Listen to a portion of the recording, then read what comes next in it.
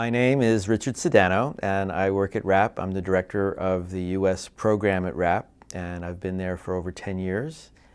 Before that, I was commissioner at the Vermont Department of Public Service, and I was that for almost 10 years, and was there for 16 years. I've been an engineer by training, and my first job was working in electric power plants in Philadelphia.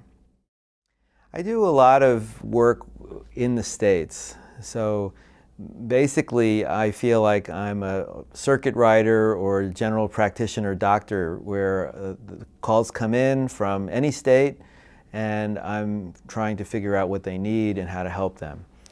So that's probably the biggest part. We're also writing a lot of publications because we have a sense that there's, even though there's been so much written, there's still gaps and ways to say it better. And so we've identified a few ways to say it better and are trying to write some publications. The other thing that we do is we help the federal agencies, FERC, DOE, and EPA, and we try to think about the kinds of insights that they need to be more effective. We're not going to change their priorities, those come from the politics, but we can help them be more effective. We also find sometimes that states want to work together, and so we either work with groups of states in natural regions, or sometimes we actually cause regional activities to come together, and then in that way we can address several states' concerns at once. So lots of different ways that we work in the U.S. Technical assistance does sound like a vague term, but what it really means is settling in with decision makers and their staffs to help them think through their problems with solutions that we know something about or can imagine for them. So technical assistance might be helping them understand how to set up energy efficiency at a very basic level. There are some states that don't do very much, so they need the most basic insights about what to do. What does a Public Utility Commission actually do to oversee energy efficiency? That's a ground level kind of thing. A more advanced sort of thing might be, how do we implement smart grid and dynamic pricing in a way that's sympathetic to clean energy goals? So there's a lot of ways to do that, but only some of them are going to help clean energy.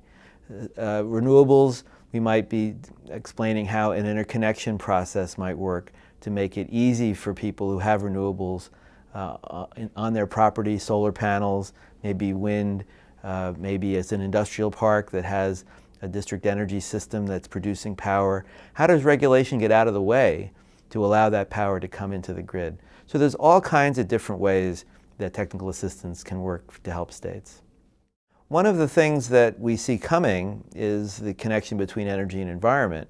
And so trying to raise awareness about the connections between energy regulation and environmental regulation, allowing really both sets of officials to see that their best set of solutions comes through cooperation, is an important manifestation of what we do.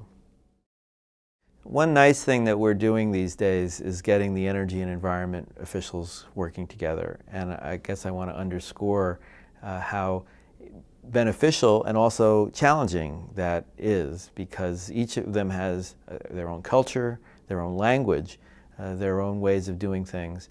And we're working on getting them to be more collaborative because we think there's an incredible amount of important synergy in having energy policy solve environmental problems and environmental policy solving energy problems.